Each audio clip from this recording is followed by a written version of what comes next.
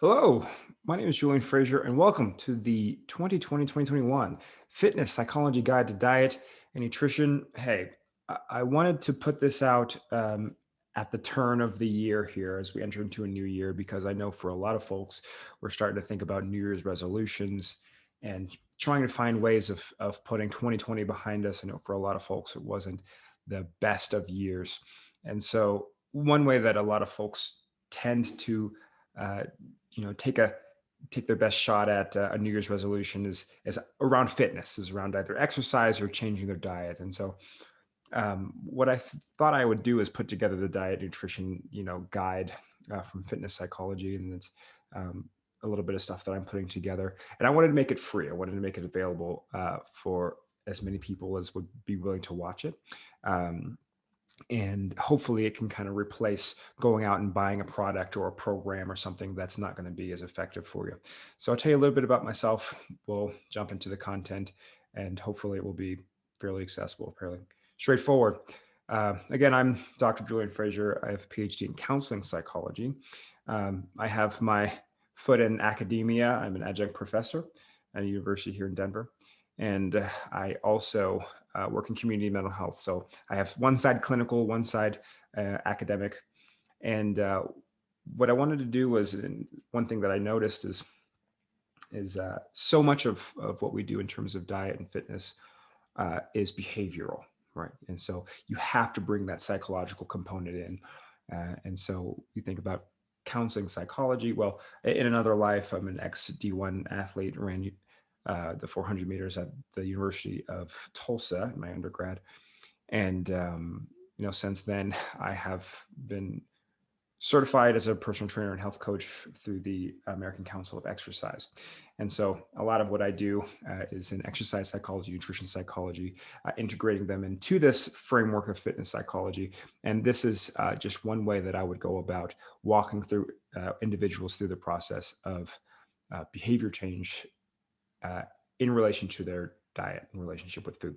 So we're going to jump into this real fast.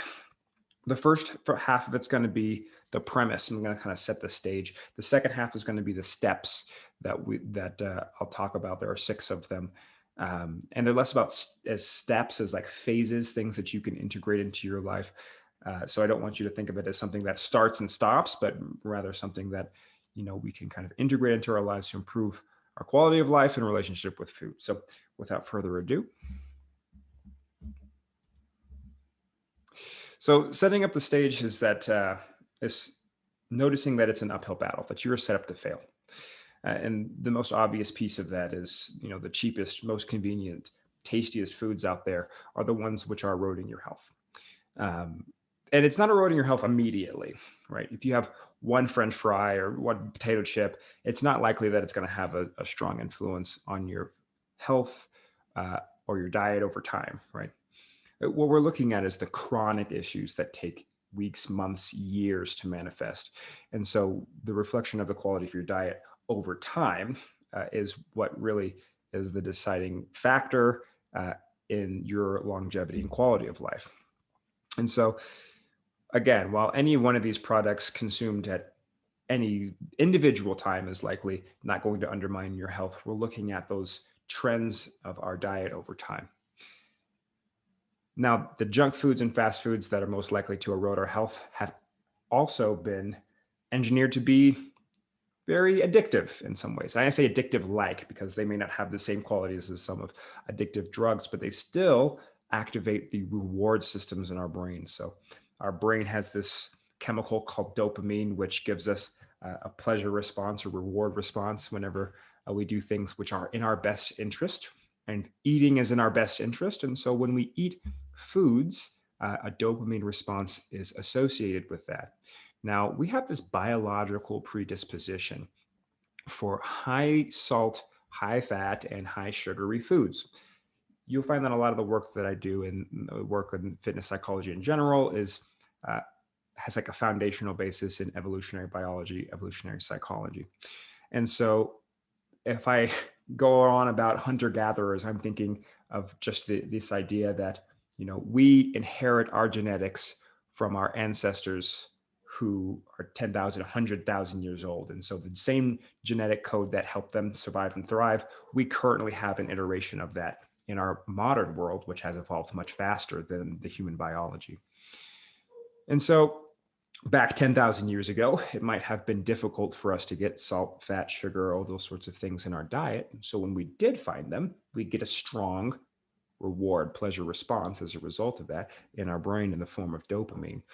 Well, nowadays they can engineer these snack junk foods to be optimally tasty, have the right color, have the right texture, the right crunch when you bite into it, right? They have changed the shape and the accessibility. And these go through a lot of iterations in attempts to make them as accessible, palatable, enjoyable as possible so that when you are hungry and have a craving, you crave those high fat, high salt, high sugar foods. And so all of that is wrapped up in this idea that the food industry is riddled with conflicts of interest. They're the ones that are telling you which foods are good for you or bad for you. And also they're the ones that are selling you the food. And so if I'm the dairy industry, and I'm well aware that the majority of the people on the planet have some sort of lactose intolerance, ranging from full-on intolerance to just some mild gastrointestinal distress, I'm still going to push this idea that milk is a complete food, that it's a part of a diet that's necessary, that you should have 3 glasses of 8-ounce milk, or 3 8-ounce glasses of milk a day as a part of a balanced meal or a diet. That might reflect a conflict of interest, because that might not be the best for everybody, but it is the best for the dairy industry. And so they have some constituents that have political agendas, and when they're putting together the food pyramid, they want to make sure that they're on it. I say all that to say that the people who are giving you instruction about what is healthy and not healthy aren't always thinking with your best interest in mind. Sometimes they have a bottom line that they have to attend to. And so that idea that you never evolved to lose weight is kind of an interesting biological or evolutionary biological way of thinking how this is an uphill battle. We'll come back around to Daniel Lieberman's idea a bit later. So if the food industry isn't doing us any favors, how about the fitness industry, right? If the fitness industry is supposed to be the ones getting us into shape, unfortunately, we've seen similar conflicts of interest within the fitness industry, right? That instead of telling you to eat a high protein diet, it might be easier to sell you a protein powder or a protein shake. I run into this interesting conflict of interest where if someone comes in and they want a personal trainer and we work out together for 6 months and they hit their fitness goals, well, at this point, they no longer need a personal trainer. My success has put me out of the job. And so we have to, by we, the fitness industry in general, to make it sustainable, has to make it about the selling of products, which doesn't, again, always have your best interest in mind as much as it does a bottom line. What we found is the fitness industry has actually not been too great over the past few decades at improving the health of the general person. And so we can't depend on the fitness industry. It doesn't seem as though we can completely depend on the food industry. I'm sure they don't have any malicious intent in mind, but their conflicts of interest make it difficult for them to set us up to succeed before setting themselves up to succeed. There's also this cultural change that happened, and it's kind of on a historic basis, somewhere between the 80s and 90s, which is kind of the foundation for a lot of beliefs that we have around weight, being in shape and health, being around specific diets. So I think the first big one was that fat-free diet that hit the market. And since then, there's been an iteration of every kind of diet under the sun. And you can think of paleo, vegan, vegetarian, pescatarian, low carb, high protein, low fat. And all of these have been attempts, right, to optimize our diet or our health by saying that one diet is, in a prescriptive sense, the best for your health. Unfortunately, there has not been a lot of evidence to show that that is the case, that they've done a lot of studies on a lot of different diets. And this is a theme that will come up over and over again, that there is no diet that seems to be the best for everyone. Last but not least, it's kind of a social political critique of this Western sentiment of freedom being about consumption and indulgence, right? Right about this time of year, we just kind of wrapped up the holidays, and from Thanksgiving to Christmas, it's kind of this idea that there's an expectation that we should be spending and eating and enjoying, and traditions that we should be engaging in. And absolutely, those are things, if they're important to you and a part of your family or your social circle, that we should engage with them. And also that pressure to participate makes it feel as though it's something we have to do. It's compulsory. And so there's very little idea about, if we don't participate, then we are like restricting ourselves in some ways. It's like this idea of FOMO, that if I, don't have chocolate cake when everyone else has chocolate cake, then there's something wrong with me. And if I have that craving, especially, that not indulging in that craving is somehow giving my body less than what it needs. Again, I beg us to ask the question, who benefits from that idea that, food and indulgence is something that we should participate in at a compulsory basis, right? The food industry is going to say that, you deserve it. Like you should eat as much as you want, whenever you want. If you have a craving for a food, no one should stop you, right? Because whose bottom line does that improve at the end of the day? Well, it's the food industry that makes out like a bandit. So those are some things that I like for us to keep in mind. There's a lot of factors which make this difficult for us, that set us up to fail. So much so that, over the past few decades, we've seen that if you don't have any guidance, any recommendations or education around fitness or diet or nutrition, that about 2/3 of individuals in a population on the SAD diet, the standard American diet, will end up developing some sort of chronic disease over the course of their lifetime. So it may not be now, may not be 10 years from now, but we're talking in our 40s, 50s, 60s plus, we end up having higher rates of chronic diseases, which again are the things which undermine our quality of life over time. Now, when we're thinking about not just the fitness, but the psychology of fitness psychology, we see that there are a lot of these factors which impact our beliefs. So it's not just our relationship with food, but our beliefs about food and diet and nutrition, which impact our behaviors. So all of these things seem to be connected.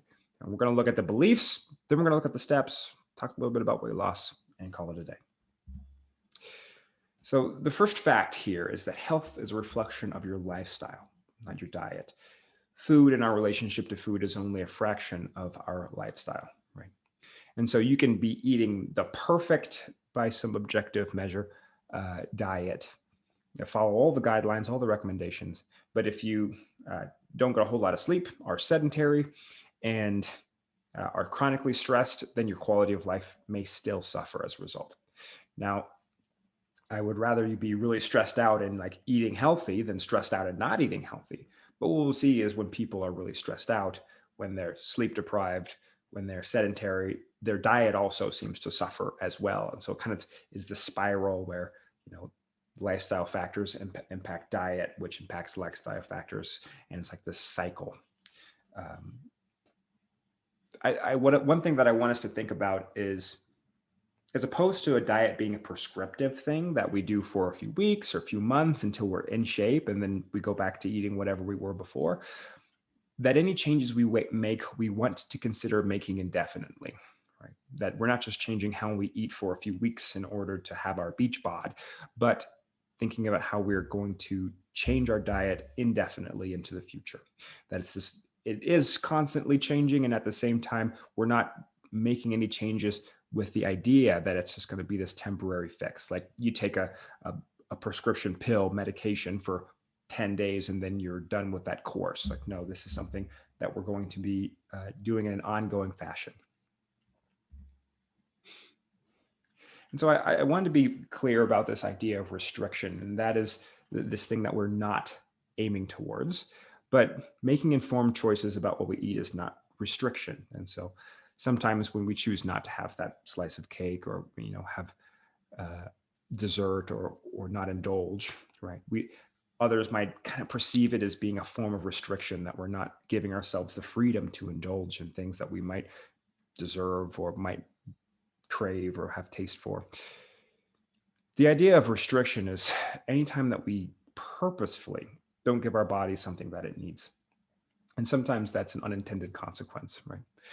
And so, for example, if I need 2,000 calories a day, eating a 12,000 calorie diet is a form of restriction, right? Because my body might need more than that in order to function optimally. We'll talk about how our metabolism will do some fancy thermodynamic accounting to offset that change in calories. But ultimately, that's a restrictive diet, right? I'm giving my body less than what it needs. Another example is switching to a fully vegetarian or vegan diet. An unintended consequence of that is if I am unawares of how proteins and amino acids work, that I might accidentally not give myself all of the amino acids that I need from my diet, right? And so that might, for some, be a restrictive diet because it's not giving the body everything that it needs. However, there are some cases where I might make choices to not enjoy or indulge in something, or to have an alternative. We're going to talk about substitution. Have an alternative to something that my body doesn't need. I'm pretty sure that under most circumstances, my body does not need chocolate cake.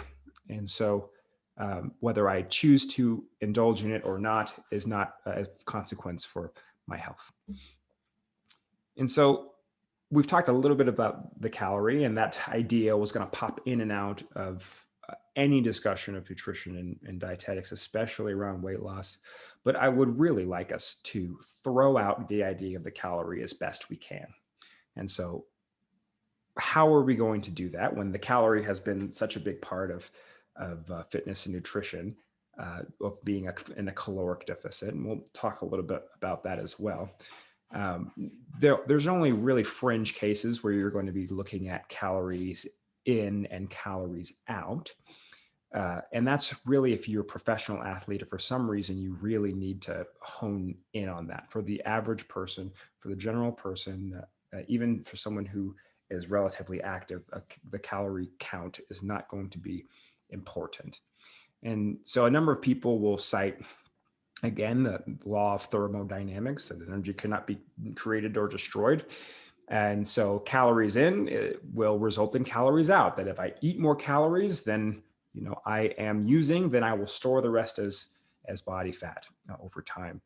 And that might be true if the human body were a closed system, meant it only had one input and one output.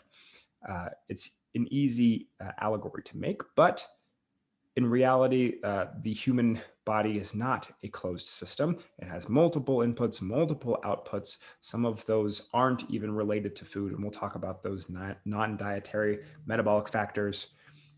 So if you're trying to quantify your food, if you're trying to turn food into numbers and to do some calculating around how you're going to lose weight, it's likely not the best strategy for you. It's likely that another strategy is going to be better for you, with the exception of some fringe cases.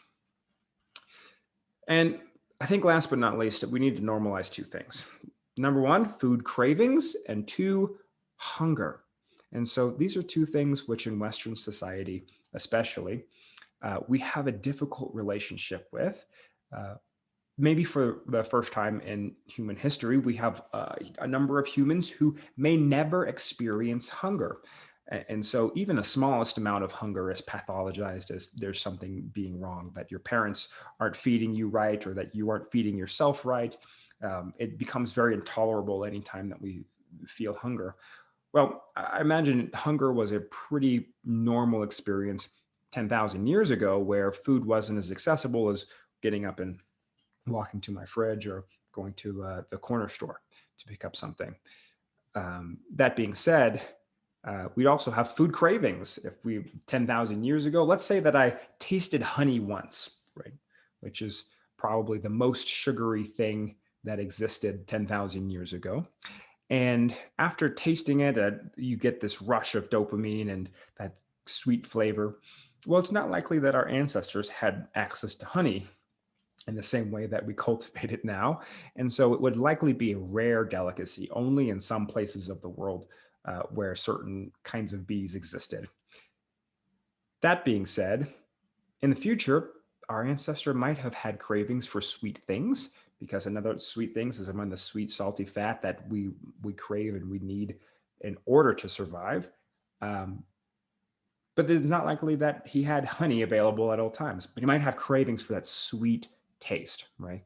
And so he or she or they might choose to have a strawberry, for example, right? It has a little bit of sour, a little bit of tang, and a little bit of sweet. And we find that that takes care of that food craving. So your cravings are likely going to reflect the extremes of whatever uh, food that your food group that your mind is trying to dial in on. So if it's trying to dial in on fatty, it's not going to think of salmon. It's going to think of a fried burger or something like that. We might find that there's other ways of meeting the needs of those cravings, but neither food cravings or hunger are a sign that something is wrong. Right? And so normalizing those two experiences might make them a little bit more tolerable. So ultimately, why is changing our diet so difficult? So step one is that your brain, your biology, and your behavior are not evolutionarily predisposed to choose less rewarding and stimulating options over more stimulating and rewarding options. If you have a choice between a strawberry and an Oreo, all things considered the same, and you weren't making intentional choices, your brain would almost always be oriented toward that Oreo. Why? Because it's more sugar, it's more fat, and it's packaged in such a way that it is optimally palatable, right? Where a strawberry has some tart, it has some sour to it, and while it's still sweet, it can not match up to the same dopamine response in our brain as the Oreo, right? And so today in our modern environment, you are asked to, on a pretty routine basis, make intentional choices between two things that are rewarding, where one thing is more rewarding and one thing is less rewarding, right? Your environment is riddled with all kinds of factors that we're going to talk about that make it difficult for us to change our diet, right? So obesogenic factors like the fact that I spend most of my hours sitting in a chair. A lot of the foods that we have is nutrient deficient, in that if I only ate a certain number of foods, then I could easily be low on vitamin D, magnesium, vitamin B, a number of other things. And, just a number of potentially health eroding choices, right? We live in a world where I can go to the corner store and pick up a pack of cigarettes. And while that's maybe not the best choice, that's a choice that I do have. And so riddled among all of our positive choices are also a variety of potentially negative choices as well. Oh, I think I made it worse. It's the crux of natural lighting. And so maybe the most difficult belief for us to wrap our head around, and it's likely that it's not going to be over the course of this one conversation, is that there's no such thing as a perfect food. There's no such thing as perfect diet. There's just foods, which are good, foods are not good or bad. There we go. There's just choices, right? So there's no such thing as a food that is good, there we go, or a food that is bad, moralistically, but there's just food and choices. And so we're going to orient ourselves around choices as opposed to around morals. And the reason we do that is, again, our brain has a hard time making choices between being opportunistic around a highly rewarding thing and a rewarding thing which is only marginally rewarding. And so, wow, that is really bright. I'm going to turn that just a little bit. That fixes it, I hope. Now it needs to focus. There we go. This is free, by the way, so the production value does not need to be great. If you're wondering why it's blurry. I use this webcam pretty often for a lot of my clinical work, and it's starting to get old on me. So when it starts getting a little overheated, sometimes it has difficulty focusing. So apologize. Maybe if I have a little bit more of a production team, I can afford better stuff later. Who knows? Hopefully the information is still helpful. Long story short is that since our brain isn't automatically oriented around choosing healthy, quote unquote, healthy options over lower quality options, is that we try to create a system in our brain to make decisions between foods. And that usually is a moralistic one between some foods being good and some foods being bad, and wanting to almost in an absolute way only choose the good ones. That leads to a lot of neuroticism around what we should and shouldn't eat, and these perfectionistic tendencies, which ultimately become unsustainable over time for a number of folks. And so what I prefer is for us to try to orient ourselves away from this idea that foods are either good or bad, and orient ourselves towards the fact that we have foods in our lives and we are agents of choice. And so here are the objectives of the guidelines that we're going to go over today. There are 4 steps. There's 4 objectives, I should say. The first is we want our food program, whatever it looks like, to be non-restrictive. And so no calorie counting. It's supposed to orient our body around function and optimal experience. Number 2, we want it to be sustainable. So something that we can do potentially indefinitely, right? Not something that is time bound or temporary, but something that we can change the way that we eat going forward to support our health. We want to be mindful, and that's that adding that, again, that psychology into the fitness psychology of being intentional about our relationship with food instead of mindless or impulsive. And finally, we want to promote efficacy. So by the end of this process, or somewhere along the road of this process, it would be helpful for us to kind of develop a sense of confidence that our relationship with food is a positive one, right? That our nutrition and our diet and all those things are well tailored to our needs. And so we're going to look at those 4 objectives as our primary objectives. We have 2 kind of secondary objectives, which I want to honor, which is often a number of people's goals, to promote physical fitness and performance, right? So we want to eat in a way that maximizes function, and also to manage weight. And I included it to kind of improve metabolic health, that we want to find a way to lose some weight and to achieve a certain aesthetic. And while I don't think that's a primary goal necessarily, I want to honor that a lot of people who start a fitness journey or who have a New Year's resolution are looking to lose weight here and there. So I'll honor that, and we'll talk a little bit about that towards the end. And so there's 6 steps to this process. Is step 1 is the low-hanging fruit. So these are the things which there's a relative scientific consensus on that you can start doing right now. You can do it today. You can start tomorrow. You can start next Monday. You can start at the beginning of next year. But these are the things which are most accessible to us. So I want to make the low-hanging fruit pretty clear to us.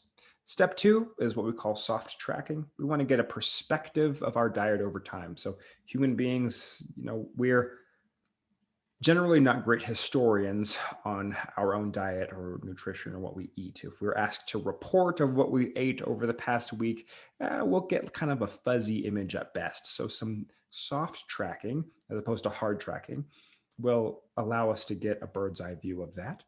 Step 3 is kind of the meat and potatoes, that process of intentional substitution over time. It's more or less just choosing a higher quality option over a lower quality option on a regular basis and integrating into our lives over time. Step 3.5 of that is, and that's kind of a typo, I put try something new every day, and I would actually prefer to try something new every week.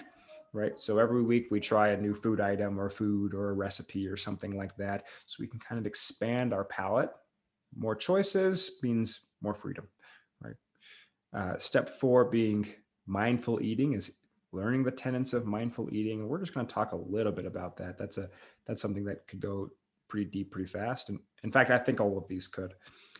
Step 5 being those non-dietary metabolic factors. So what factors, such as stress, impact the quality of your metabolism that have nothing to do with what you eat. But stress itself could impact what you eat. So we want to look at those factors because those are also going to be important. And then finally, 6, put an emphasis on individual differences. Again, if we walk through each of these steps, it would likely take us much longer than just the month of January. In fact, they're less steps as much as they are phases or things that we can integrate into our lives. And so once you've reached step 6, for example, it's not something that you're finished. It's like maybe we put more emphasis on mindful eating, or maybe we go back and we do another round of soft tracking to see how our diet has changed over time, or those sorts of things. So think of these less as steps and more as tools that you can add to your toolkit. And so here are the low-hanging fruit. Again, there's very few things that there is a scientific consensus about. And even the things that there's a consensus about, there are folks who disagree. And I think that's just part of the process of science nowadays, is that there are always criticisms which are valid. But here are 2 things that we can keep in mind in terms of our low-hanging fruit, things that you can do or begin doing right now. Number 1 is reducing processed sugar and carbohydrates. And I should put like refined carbohydrates there in your diet. Number 2 is to reduce the amount of highly processed foods. So that's the fast foods, junk foods in your diet. Number 1 might be the one that stings a little bit, because I think by and large, it's starting to become more mainstream that we should have less sugar in our diets. And that is reflecting in some ways in, decrease in the sales of like sugary cereals over time. For example, we used to have breakfast cereals, which was Frosted Flakes, which was basically sugar-coated cornflakes in milk. So, I mean, compared to waffles and syrup, it's probably not any better. But the idea is that a refined carbohydrate is anytime they take a plant and pulverize it down into just the powder, removing the nutrients, removing the fiber, removing the germ, all of those things. And so flours and things made of flours, like baked goods, breads, pastas, fall under the big umbrella of refined carbohydrates. Now that's going to sting for some people, especially the bread lovers among us, or the pasta lovers. And this is, again, not restrictive, saying these are things you cannot have. But later on, when we're thinking about substitution, we might think about substituting our muffin or our bagel for a whole food of fruit or vegetable or something like that, right? So these are the low-hanging fruits in terms of you're looking for things to substitute later, that these are really good candidates for substitution. Fast foods, junk foods, anything that's convenient, cheap options, oftentimes the ones we're going to think about filtering out. And so I like the idea that if the name of the food is also the name of the company that makes the food, it's likely highly processed. So an Oreo is both the name of the cookie and the name of the subsidiary company of Nabisco that makes the cookie. That's a pretty good candidate for substitution later on. So here are our low-hanging fruit, and there's 2 of them: reducing highly processed sugar and refined carbohydrates, and reducing the amount of highly processed foods, fast food, junk food, etc. And so step 2 is this idea of soft tracking. Now, this is opposed to hard tracking, which is you're tracking numbers, dietary facts, calories, macronutrients, micronutrients, all of those things, probably crunching them into an app or something like that. And what happens is we take our food and we over quantify it. We turn food into numbers. And again, just like you don't eat calories, you don't eat numbers, you eat food. And so we want to make sure that we keep it at that food level, right? One way that we can soft track is I have a cell phone here. And what I can do is every time that I eat something, I can take a picture of it. If you're really savvy, you can put it in like a photo folder, which is just for tracking food. And so that's the same thing. If I drink something, eat something, I'll just take a picture of it. And so I have a little bit of a catalog of the things that I consume, right? We don't have to have the exact numbers. We'll do this for about 2 to 4 weeks. So at least 2 weeks so we can kind of get an overview, but it doesn't have to be more than a month. And then by the time we're done, we'll have a collage that we can scroll through on our phone of the things that we eat on a regular basis. And so instead of having to be historian and ask what we ate, we can just show ourselves what we ate. We might see that there are some patterns or some things that are low-hanging fruit, which we can think about substituting in the next step, right? So it might give us some inspiration for opportunities of improvement. If you don't have a smartphone, then you can do it the old school style of journaling, but I really encourage folks to try not to reduce what they're eating down to calories or to try to make it any more complicated than that. This is something that we want to be accessible, that we think that we can dive into really quickly. And sometimes when we reduce things down to numbers, it becomes dehumanized very quickly. So that process in step 3 of intentional substitution, and again, it kind of feels like that meat and potatoes, right? That's the really hardy part of this process, is that we can pick one item once we've done the process of soft tracking, or maybe even before we've done some soft tracking. Maybe we were already pretty keenly aware of our habits when it comes to our diet. I know personally, I have I'm a big fan of French fries. So that might be something that I can pick because off the top of my head, I already know that I love me some French fries. But I might want to choose one item that I consume that is a low-hanging fruit. And then I might want to choose an alternative food item that is a relative improvement in quality, right? So if on one hand I have my McDonald's French fries, then I might want to choose an alternative to McDonald's French fries, which I weigh to be an improvement in quality in some way, right? And the number of options is indefinite. I can choose something which is completely different than French fries, but is accessible. I can choose something that's kind of similar. Like maybe I would choose sweet potato fries over French fries, or maybe I have a baked sweet potato or something like that. The point is that I want to transition from a lower quality to a higher quality item. Now, every time that I go to have my lower quality item or have a craving for it, instead, I choose the item that I substituted it for.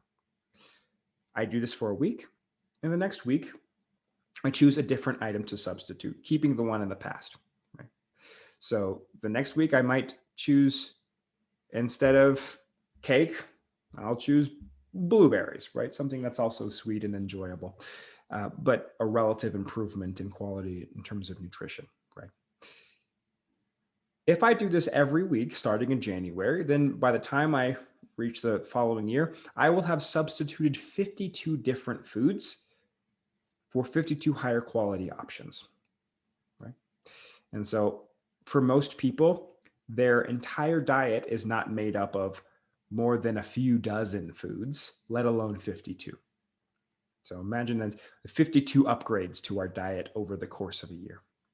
If we kind of take that extra step, or what I feel like is like extra credit, and each week we try something new, whether that's a new season, a new recipe, another food item, an item or a food we've never heard of before, then I've also tried 52 new things, some of which I might have liked or enjoyed and incorporated into my diet. So it's not like we're having a crash diet day one. We're going from whatever we're eating to a completely vegetarian diet. But over the course of a year, if we talk about these 52 weeks, we have renovated our diet for the better with each decision trending towards better choices in our diet. Actually, the last thing I want to say about this is that this is actually how behavioral change takes place in a more realistic sense. That if I want someone to quit smoking, for example, it's not likely that I'm going to have them quit smoking cold turkeys, but if they smoke like a pack a day, what I'll do is we'll say, okay, next time you buy a pack of cigarettes, take one cigarette, break it, and like throw it in the toilet. And the next week, you do that with 2 cigarettes, right? And when each week we'll break down the amount that we consume or smoke by 1 until we get to the point where we have 2 or 3 a day, right? And we can make some decisions about what we really want to do. But I also recognize that smoking 2 or 3 cigarettes a day is probably way better than a pack a day.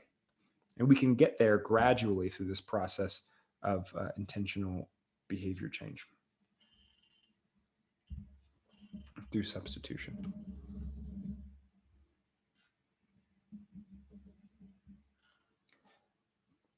Natural lighting is nice.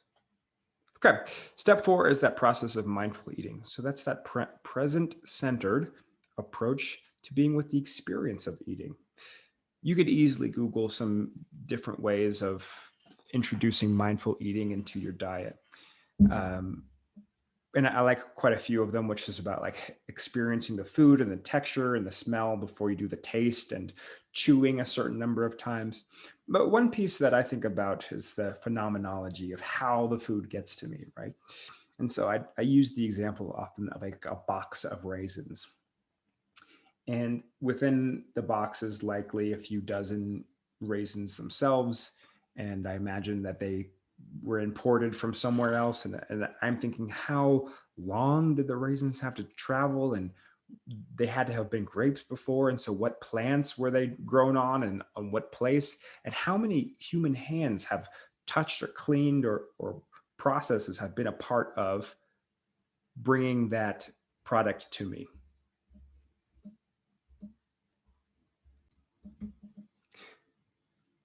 And so when I think of just that box of raisins, like the number of processes that went into it, like I imagine there's some machines that went into cleaning the raisins and sorting them and drying them, and who invented those machines and who put them together and what resource. Like the fact that I have a box of raisins is something that I can like take for granted, buy for less than $5 in a pack that comes with 6 of them. But to have produced the same box of raisins in 1850s would have been like an insurmountable like ordeal, like to come up with the cardboard and to paint all of the little logos and those sorts of things. But it's something that I take for granted now. And we can do that with almost any food that that we have, is thinking, wow, how long did it take to grow this? Who grew it? Under what circumstances? Did they all pick the same thing from the same group? Or, you know, how easy would it have been for that box of raisins to come from a different place? Or how ridiculous is it that I have this box of raisins as opposed to another box? Like someone else could have very easily picked this off of the shelf. And all of these like coincidences or the result of hundreds of years of human progress have coalesced into this moment where I can enjoy a box of raisins. Like it feels on one hand absurd, and on the other, there's this like sense of wonder that comes along with it. And when we really break down the experience of eating to that some of our cheapest and most convenient foods are the result of hundreds of years of human progress and the innovation of probably hundreds of human beings and the work and labor of dozens of others, if not more. It makes that something as simple and mundane as a raisin a much more engaging process. Like I sometimes also think, like, if I was going to try to make my own raisin, how would I do it? Right. Having no knowledge of the raisin or the grape drying process or grape growing process. Like for me to replicate that box of raisins, what would I need to be able to do? It seems, and I run into more roadblocks mentally than places for inspiration. So having, imbuing just the process of eating with an air of mindfulness, with that almost sense of gratitude or awareness of how surreal having quick, convenient food is, sometimes helps to slow us down and to really appreciate what it is that we're experiencing. Just one example. Now, step 5 is less something that you need to do and more something that is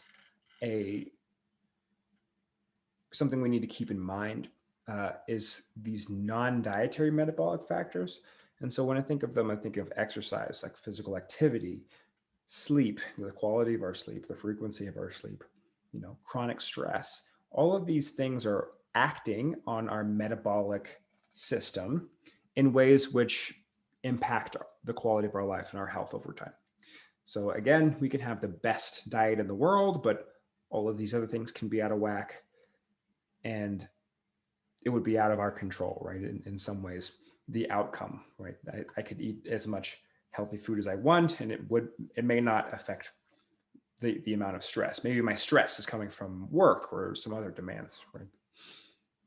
There's also some other, non-dietary metabolic factors, which might be playing a role, such as hormonal imbalance, like pre-existing physical health issues or immunology, and, genetic and hereditary factors. Like you can take two people who are mostly the same, with the exception of they were born to two different families, feed them the exact same diet, and they would have two completely different outcomes.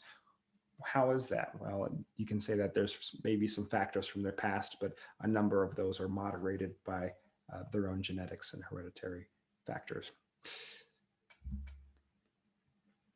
All of those pieces of step 5 kind of form the context by which we see step 6, which are the individual differences. So this is the nuances and context of the individual. That I can have a fitness program or a diet program or nutrition program or whatever you want to call it. And let's say I gave it to 100 people, and 4 people ended up, in a sustainable way, losing weight, getting healthy, those sorts of things, by whatever way that you're measuring that. And you would not see the other 96 people because they would only show you pictures of those 4 people. And then they would say that it was like a good nutrition plan for everyone because 4 people benefited. Well, those 4 people are likely 4 individuals, and it was likely not the diet necessarily, but their individual differences, which allowed them to succeed over the other 96. And so we want to ultimately take any nutrition program, anything that we're changing with our diet, and try to orient it towards your individual differences. And so we were thinking about not just what we eat, but also when we eat it and how often we eat. All of these factors differ from person to person. For example, I don't tend to have much for breakfast, right? Whereas a registered dietitian might tell you that a breakfast, having something for breakfast is like a necessity for health. For a lot of folks who do some flavor of intermittent fasting, that's not the case. Some folks will say that you should have 5-6 meals a day, and there's some people who thrive off of 5 or 6 meals a day. Whereas maybe I might have 2. I'll have like a lunch, which is also my breakfast, and then I'll have like a bigger dinner.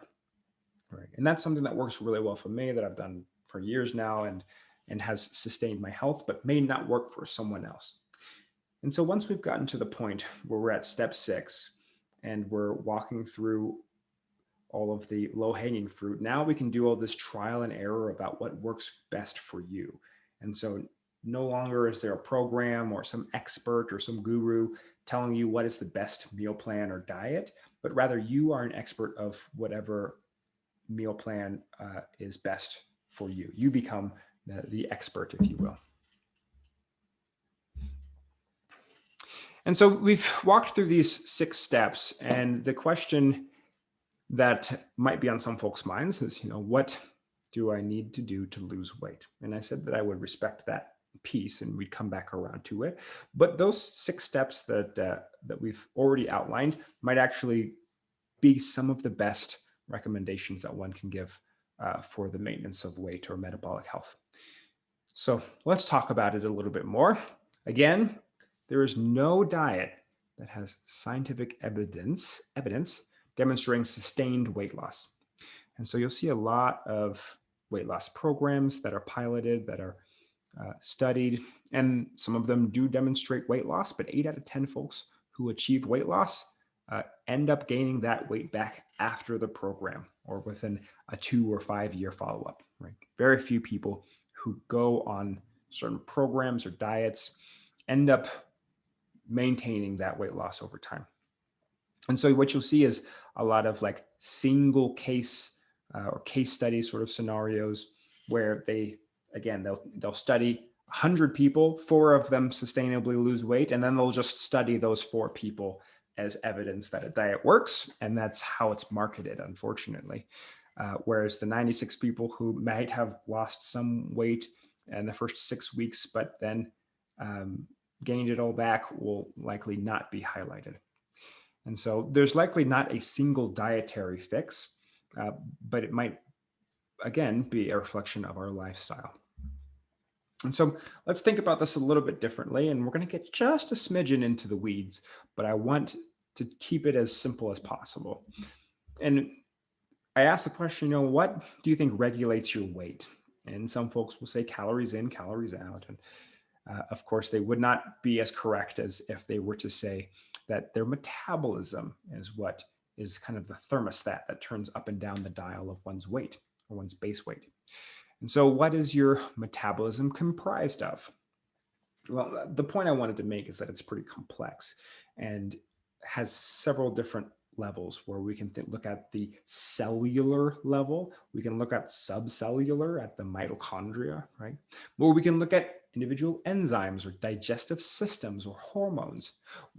What I want to make pretty clear here is that the metabolism is not one thing, but a number of different systems in the body working in concert to try to achieve some sort of metabolic balance, with the goal of taking what you eat and breaking it down into its components and distributing those components throughout your body to nourish you.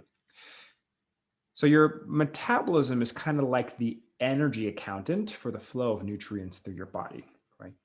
Is that if you're putting more money into your bank account each week or each month, then you can probably put more into savings. If you're putting less money into your bank account each month, then you can take some out of the savings in order to account for the difference. But you'd also likely decrease your spending each month to make up for not making as much money, right?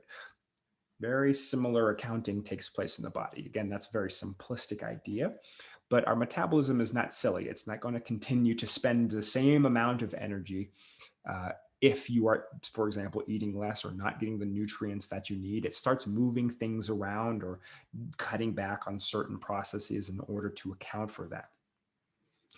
Ultimately, if we want to look at managing or losing weight, we want to work with the metabolism.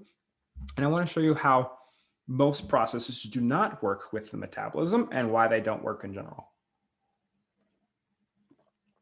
So as our energy accountant, our metabolism wants to keep the balance, a process known as homeostasis. And any radical change to your diet is going to have a metabolic reaction, metabolic response. And so there's two kinds of diets that permeate most circumstances. There's the diets which are restrictive, which we've talked about not wanting to be restrictive. And there's the diets which are excessive. And so restrictive diets are the ones which are trying to take you from 2,000 calorie diets to 12,000 calorie diets, or they're trying to take you from eating a range of foods to just eating one kind of food, or somehow this is a radical change from what we might normally eat to just restricting our diet to certain parameters, right? And our metabolism reacts to that. That's something that throws our metabolism out of balance. And so our metabolism responds. Likewise, the standard American diet, the SAD diet, might sometimes reflect excessive eating, right? Eating too many calories with too low of nutritional, too nutritionally deficient, right? Not all of the vitamins and minerals that we need, right? Might reflect overeating, right? 32, 64 ounce soda, those sorts of things, things that are high in quantity but low in quality. Right? So that might reflect an excessive way of eating. So we have restrictive and we have excessive ways of eating. And it turns out the metabolism responds to both changes by conserving, which is interesting. I think it makes sense in people's minds that if you have too much food intake, that it will conserve some, it will store some away as adipose tissue, as fat, right, in the body, that which we store for energy use later. But we also recognize that restrictive modes of eating decreases or slows down our metabolism, or what we call like metabolic damage or something along those lines. So again, if you're making $2,000 a month, let's say $2,000 a week, that'll make it easier for my brain. $2,000 a week, and you expend $2,000 a week, then you probably don't have much in savings. but at least you are bringing in as much as you're putting out. Now, let's say that you went from making $2,000 a week to making $1,200 a week, 1,200, right? Are you going to continue to expend $2,000 a week? Well, likely not, right? Unless you do have some savings that you can pull from.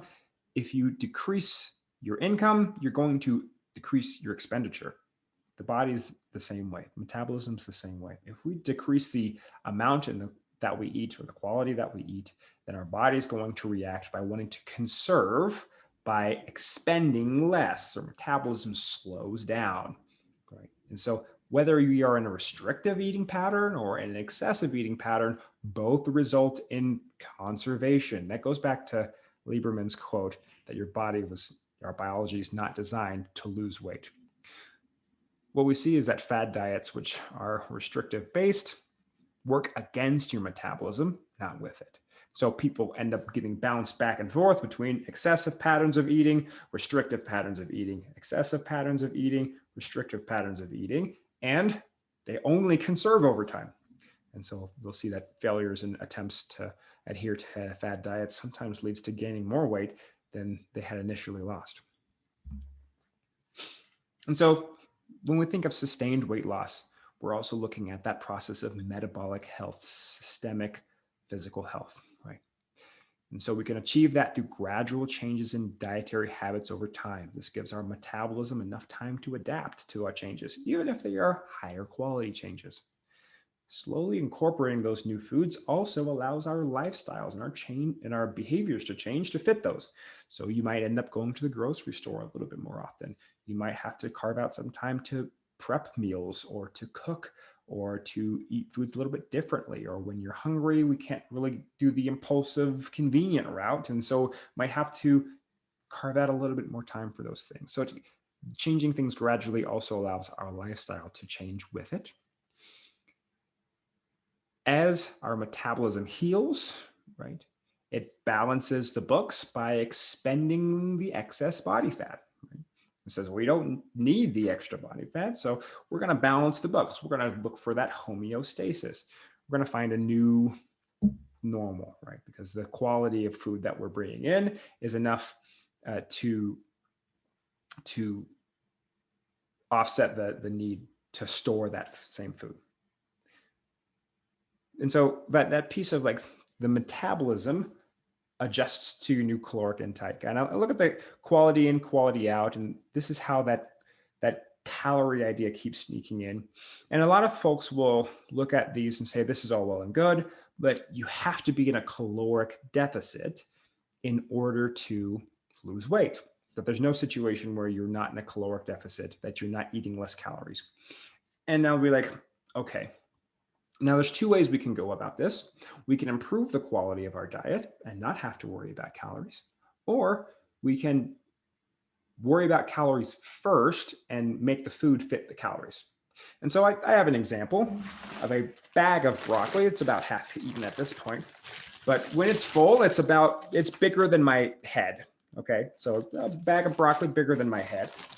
And if I'm looking at the nutritional facts, each serving is about 25 calories, and there's about 10 servings in this bag. And so what I'm thinking is that entire bag, bigger than my head, is about 250 calories, or less than a medium fries at McDonald's. Right? Now, I don't know how long it would take me to eat that whole bag of broccoli, but it would at least last me 2 days if all I ate was broccoli. And over those 2 days, I would have only eaten 250 calories, which is way, way under the amount that I would be recommended to eat from one day-to-day basis, especially as someone who tries to be active. And so by substituting one meal a day for a bowl of broccoli, for example, or one food item for a side of broccoli, I can achieve a caloric deficit without even having to worry about the calories themselves. Because again, one serving of broccoli over one serving of French fries is the difference between 200 calories and 25 calories. And so if you're really crunching the numbers, there has to be a really good reason to do that when we could easily just change the quality of our diet and not have to worry about all the math. If you're so restrictive or so optimized, let's say you're a performance or professional athlete or something like that, and you need to be looking at the numbers, then it's likely that your New Year's resolution isn't to improve your diet. But that's how we can achieve the caloric deficit without ever touching a number or a calorie, is just by improving the quality of our diet over time, making those substitutions over time. The point is, a healthy lifestyle begets a healthy metabolism, which leads to a healthy weight. We have to remember that there's those non-dietary factors like stress and sleep and movement, which play important roles. And so if we're eating really healthy, we're doing a good job, but we're not losing weight, then we might consider, are we sleeping well? Are we stressed out? Is there other factors that are playing a role here other than my diet, which might be the case? Even if you have the perfect diet, if one of those factors are off, we might still have difficulty losing weight or maintaining weight or whatever that looks like. And usually weight loss reflects the extra or the excess body fat. If we've been eating in excess, then we'll store the excess. Once we get rid of the excess, then we'll likely be at a healthy weight. This does not mean that we're going to look like a supermodel or have that beach bod or whatever standard we're comparing ourselves to.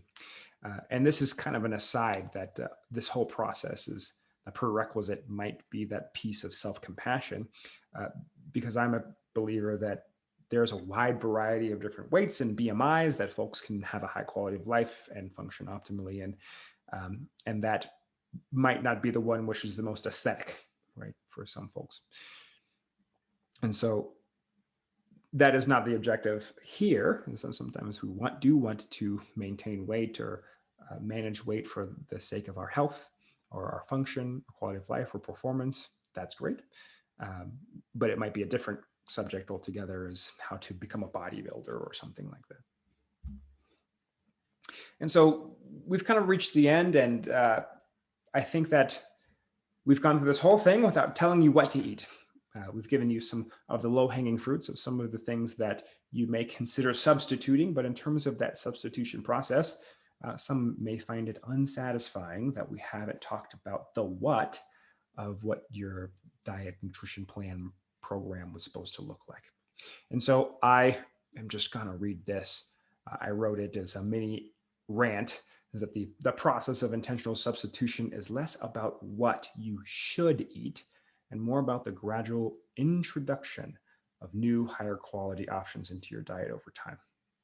And so that becomes the trend towards a better lifestyle and relationship with food, which improves your diet indefinitely, so not just in the short term.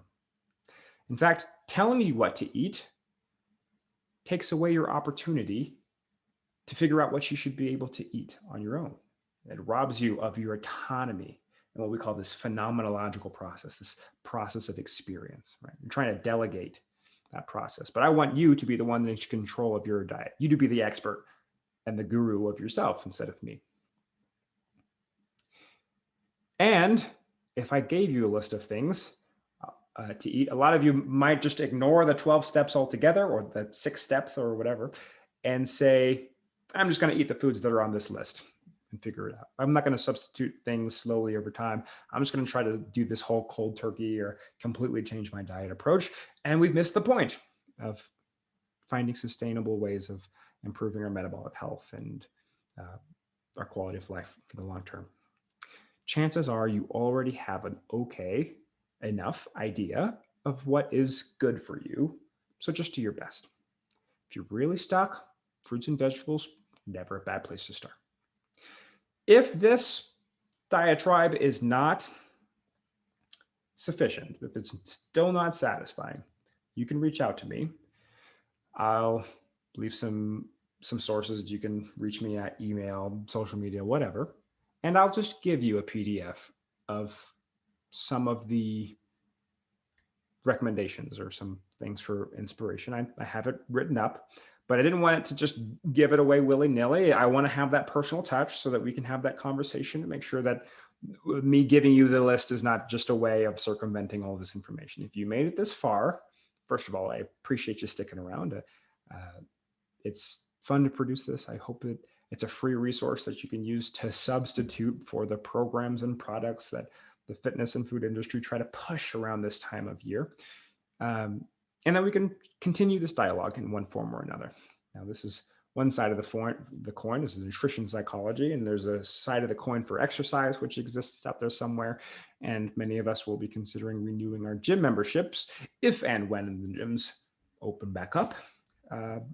I would be interested in continuing the conversation in that direction too. It's a little bit different in terms of the kinds of things that we consider. But either way, thank you so much for sticking around. I hope that this has been valuable to you. Reach out to me if you want to continue the conversation. If you really want some of the foods that we would recommend, I'll give them to you. If you want some food sort, I think it's Mark Hyman, the book Food, What Should You Eat, or something along those lines. You can Google that, and he has some good examples in that book. Has an audiobook form you can listen to.